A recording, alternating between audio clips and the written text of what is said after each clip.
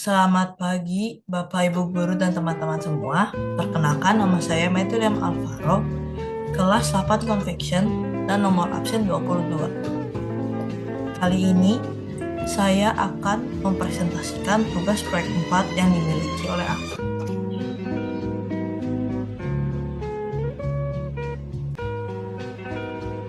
Pertama-tama, kita langsung pergi ke agama dan IPS. Bentuk keberagaman masyarakat Indonesia yang saya ambil ada keberagaman budaya memiliki beberapa poin-poin. Pertama-tama, pengertian keberagaman budaya, hubungan koinonia dengan keberagaman, manfaat keberagaman, dan kesimpulan. Pertama-tama, keberagaman adalah suatu kelompok masyarakat yang memiliki banyak perbedaan seperti suku yang dapat dibanggakan dan diterima oleh masyarakat.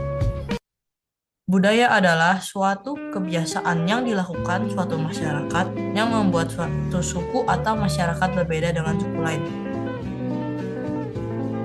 Dengan adanya koinonia dalam keberagaman masyarakat dapat dibantu oleh orang-orang gereja membuat suatu keberagaman yang dibuat lebih damai, rukun, dan dapat diterima juga oleh masyarakat sekitar. Dengan adanya koinonia, budaya masyarakat dapat dibantu oleh gereja, orang-orang gereja, untuk membantu melestarikan budaya dari suatu masyarakat. Manfaat keberagaman adalah dapat membantu mengetahui macam-macam keberagaman dan dapat membuat masyarakat lebih bertoleransi dan bekerja sama sesama masyarakat.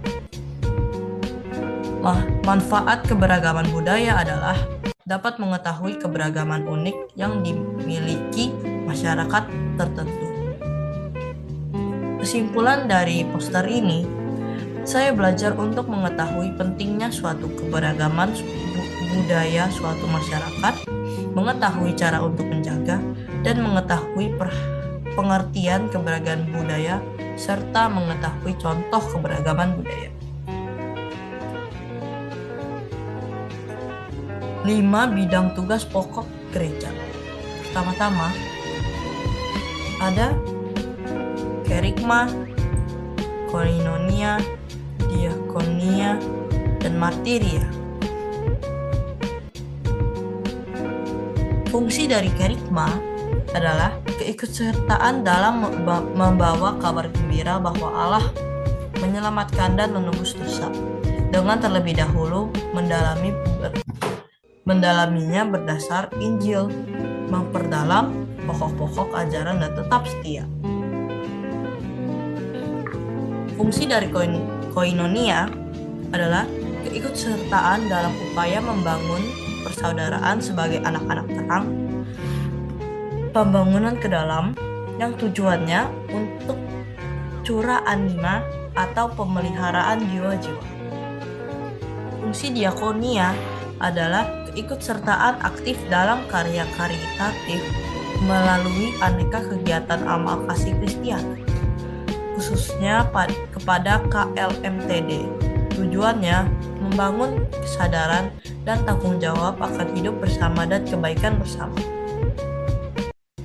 Fungsi martiria adalah keikutsertaan menjadi saksi Kristus bagi dunia, diwujudkan dalam hidup sehari-hari sebagai orang beriman di tempat kerja maupun di tengah masyarakat ketika menjalin relasi dengan umat agama lain.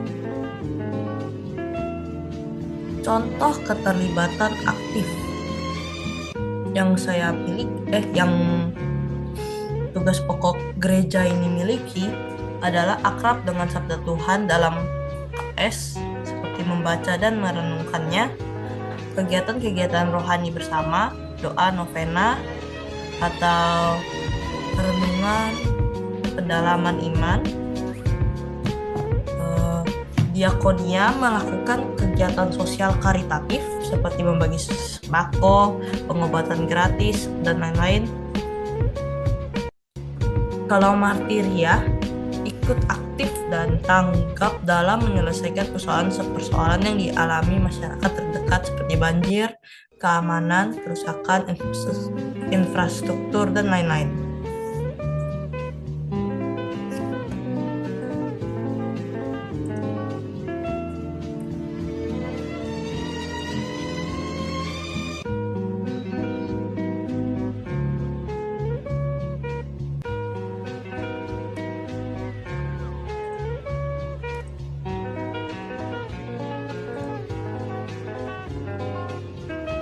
Kesimpulan dari agama ini adalah, saya merasa senang karena dapat melakukan hal-hal yang baru, dan saya tidak bisa. Selain itu, saya juga senang karena saya dapat menyelesaikan maket gereja saya dengan penuh semangat dan melakukan itu secara maksimal.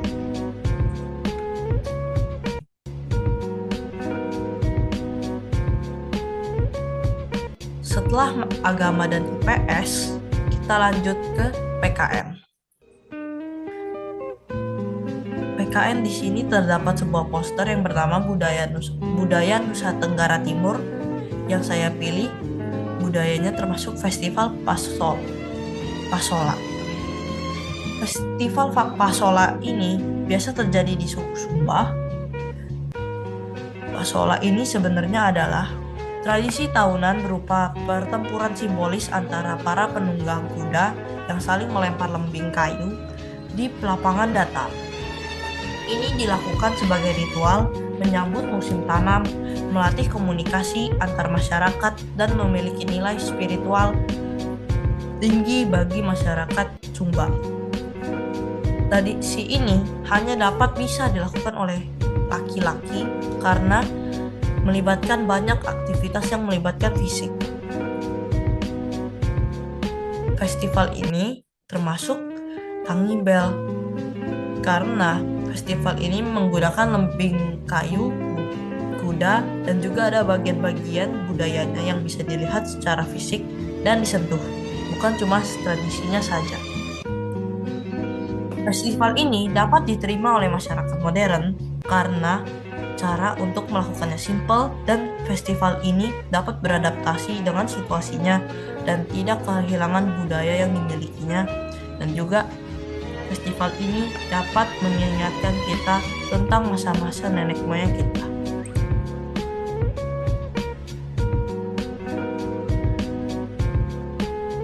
Untuk bahasa Indonesia, puisi yang saya ada ini namanya Cinta NTT, yang berbunyi, Nusa Tenggara Timur tanah tercinta, penuh budaya warisan bangsa, pulau-pulau indah terbentang nyata, tempat tradisi tetap terjaga. Tenun ikat cantik berwarna-warni, dibuat dengan hati yang suci, dipakai rakyat setiap hari, tanda budaya yang hakiki. Sasando berbunyi merdu sekali, nada tradisi mengalun rapi, mengiringi tarian dan nyanyi, membuat hati terasa damai. Budaya NTT kita lestarikan dari dulu hingga masa depan. Generasi muda teruskan agar tetap hidup sepanjang zaman. Ini adalah video puisi untuk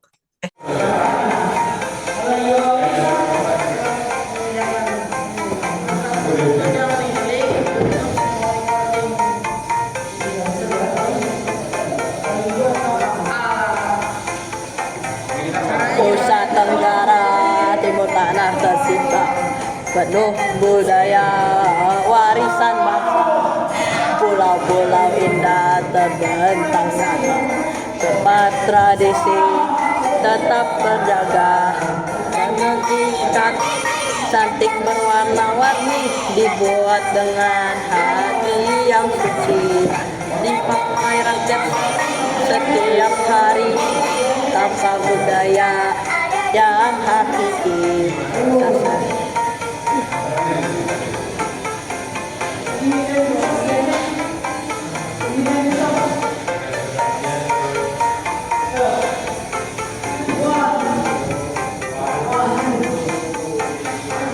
Sasando berbunyi bagus sekali, nada tradisi yang mengalun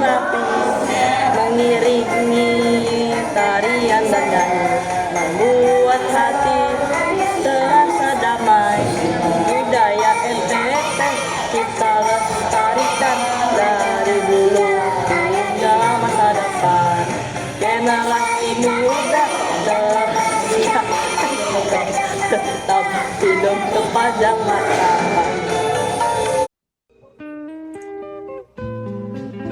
Untuk bahasa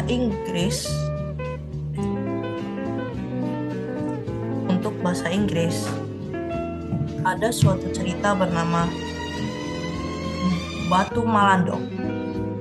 Once upon a time, there was a boy named Malandong who lived in a village near with his parents. His parents loved him and always advised him to be a good and respectful child. However, as he grew older, Malandong became stubborn and disobedient. He often ignored his parents and behaved badly, which made them very sad. One day, because of his bad attitude, a supernatural power punished Malandong. He was cursed and slowly turned into stone. The stone known as Watu Malandong. People believe it is a reminder that children must respect and obey their parents or they would face serious consequences. This is the structure of the context. For the orientation, this part introduces the characters, settings, and situations. In the story, Malandong is a young man who lives with his parents in a village a long time ago. His parents loved him and teach him how to behave. The complication is where the conflict begins. Malandong becomes disobedient and does not respect his parents. He ignores their advice and behaves badly. His attitude hurts his parents. The resolution is the problem is solved, but sadly, Malandong is turned into stone. The stone is believed to be Watu Malandong, which becomes a reminder for people. The reorientation is children must obey and respect their parents because bad behavior brings bad consequences. This is the language features of the legend of Watu Malandong. First, there is some past tense, like lived. Malandong lived in a small village. Disobeyed. He disobeyed his parents. He became a stone. He turned into stone. And there is time connectives, like once upon a time there was a boy named Malandong. Then he ignored his parents. Finally he turned into stone. And there is action verbs, like went. He went away from home. Ignored. He ignored his parents' advice. Cried. His mother cried sadly. Punished. God punished him. Adjectives. There is like stubborn. Malandong was stubborn. Sad. His parents were sad. Angry. His father was angry.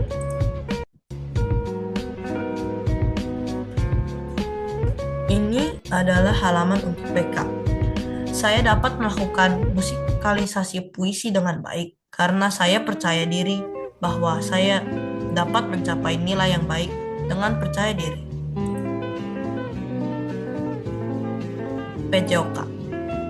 Senam lantai adalah cabang olahraga yang dilakukan di atas lantai atau matras tanpa menggunakan alat bantu. Kenapa disebut senam lantai? Karena hampir semua gerakannya dilakukan di atas lantai atau matras. Senam lantai memiliki 3 unsur-unsur yang penting, seperti kekuatan yang berfungsi untuk menopang tubuh agar tubuh tidak gampang terjatuh. kelenturan yang berfungsi untuk membuat anggota tubuh bergerak dan melakukan gerakan dengan baik, dan keseimbangan yang berfungsi untuk menjaga posisi tubuh agar tetap stabil. Cara untuk melakukan kayang adalah tidur telentang di atas matras, tekukan tangan di belakang kepala, angkat kedua tangan lalu condongkan tubuh, tahan badan untuk beberapa detik, dan jika sudah, turun dengan pelan dan hati-hati.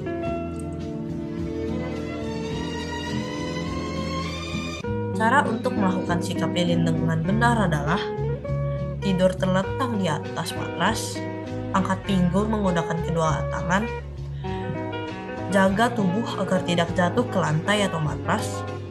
Jika sudah menahan untuk beberapa detik, turun kedua kaki ke lantai dengan hati-hati.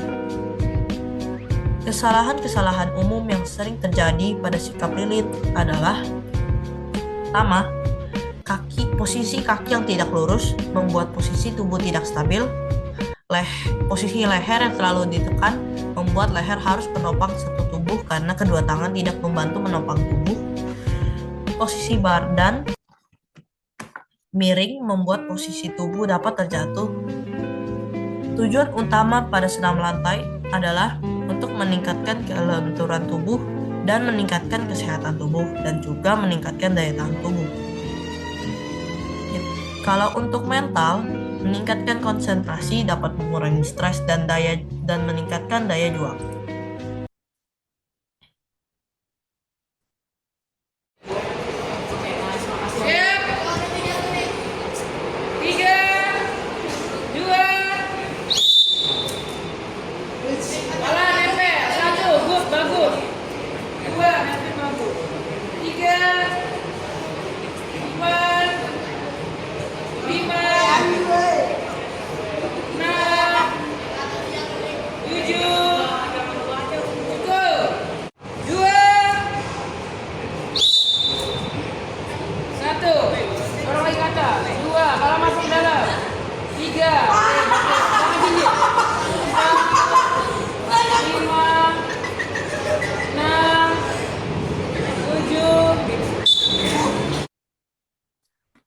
Untuk IPA dan matematika, proposal IPA adalah saya memiliki judul yaitu elevator pengangkat barang. Tujuannya membantu manusia dapat mengangkat barang berat ke lantai atas atau bawah. Alat dan bahan yang digunakan antara lain kardus bekas, lem atau lem tembak, gunting atau cutter, benang atau tali, sedotan atau stik es krim, kertas karton, penggaris, spidol, dan juga beban kecil seperti penghapus atau batu kecil. Cara untuk membuatnya: buat rangka elevator dari kardus berbentuk menara. Buat kotak kecil dari karton sebagai tempat barang atau kabin elevator. Pasang sedotan atau stik es krim di sisi rangka sebagai jalur turun naik kabin. Ikat benang pada kabin elevator, lalu arahkan ke bagian atas rangka. Pasang gulungan, bisa dari pensil, di atas rangka sebagai pemutar tali. Putar gulungan untuk menaikkan dan menurunkan kabin elevator. Uji coba dengan meletakkan barang kecil ke dalam kabin.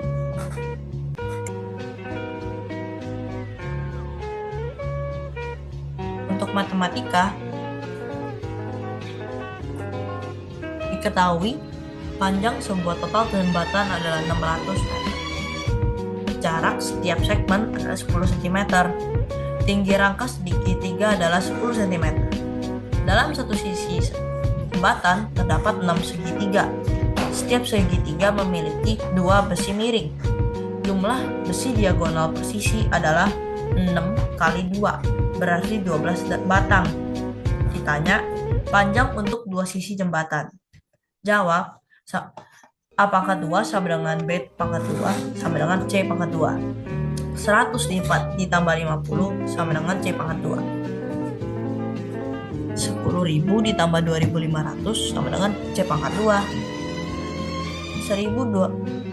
12.500 sama dengan C pangkat 2. C C-pangkat 2 sama dengan akar dari 12.500. 12 akar 12.500 dapat dibagikan lagi menjadi 10 dikali 5 akar 5 sama dengan 50 akar 5. 50 akar 5 dapat dibagi menjadi 2,24. Menjadi 50 dikali 2,24 sama dengan 112. 112 dikali jumlah si diagonal yaitu 12 yang menjadi 1344. 1344 ditambah panjang total jembatan dan juga 500 menjadi 2442. 44 yang dikali 2 menjadi 4888 meter. Ini adalah link untuk membuka informatika.